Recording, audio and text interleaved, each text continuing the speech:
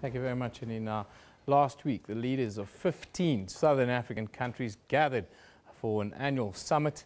Amongst other things that were discussed at the summit is the issue of food shortages, as the region is facing what is considered the worst food shortages in more than a decade.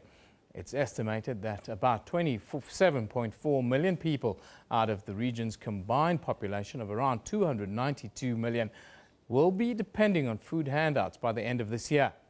Continued droughts and unpredictable weather phenomena are said to be some of the contributing factors to the dwindling production of corn that forms part of a stable diet in most households across Southern Africa. For the first time in 7 years, South Africa announced that it would be importing around 900,000 metric tons of yellow maize from Mexico. Now, today we are joined in studio by David Orr, who is the Communications Officer for Southern Africa of the United Nations World Food Programme. A very good morning to you, David. Thank you for joining us. Good morning. Really, how bad is the situation with regards to food shortages in, let's say, the outlook for Southern Africa? I'd say the situation is fairly bad. Earlier on this year, we were looking at a sort of major regional food crisis. I'd say, to be more specific, it's confined to a number of countries. I think we're going to have acute food shortages and acute food insecurity, more particularly in Malawi, very bad. We're looking at about 2.8 million people who are facing hunger later on this year, early next year. Same in Zimbabwe, very badly hit, about 1.5 million or more people who will be facing hunger during the coming lean season. What kind of interventions are you at the World Food Programme looking at in these countries? Well, most immediately we are looking at working with the government and other partners to bring food assistance to those most in need. And we're obviously talking about the most vulnerable households, the poor particularly. Our interventions are mostly food distributions, but where possible we are also giving cash and vouchers to the most needy people in sort of areas where market conditions allow that kind of intervention. The outlook's rather dire. It looks 1 in 10 across Southern Africa affected by this. If we have to look back a little bit, what are the overlooked factors that have brought us to this situation? We understand, of course, that there are factors with regards to the climate and so forth.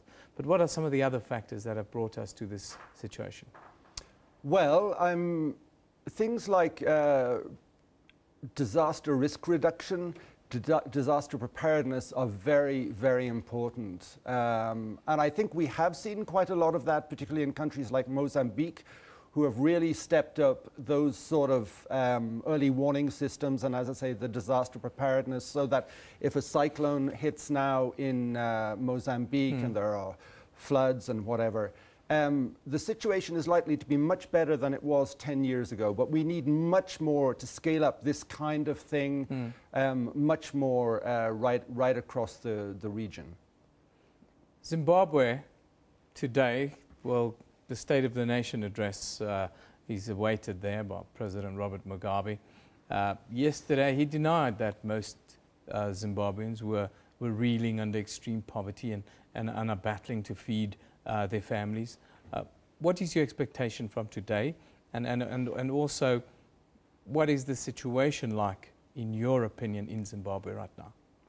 Well, I've visited Zimbabwe fairly recently, and it was pretty extraordinary to see. I drove right across the country, and there were huge areas of the countryside lying fallow, really. No visible production in those arable areas.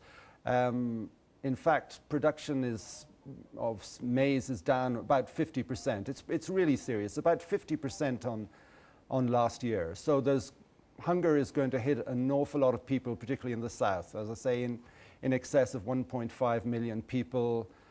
Poor households going to be very badly hit. They're usually in the lean season, you know, people expect to, they've got dwindling food stocks.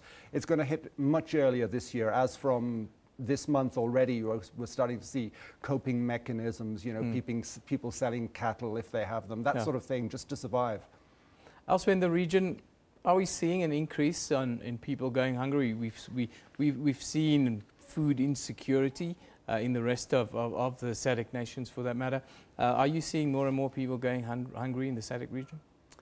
Yes, we are. As I say, there are pockets. I've mentioned Zimbabwe, Malawi. Lesotho is also looking pretty bad. Southern Madagascar is bad. Parts of Angola. There's a huge swathe of southern Africa that was affected by drought and erratic weather. So that's where we're, you know, seeing hunger hit mostly.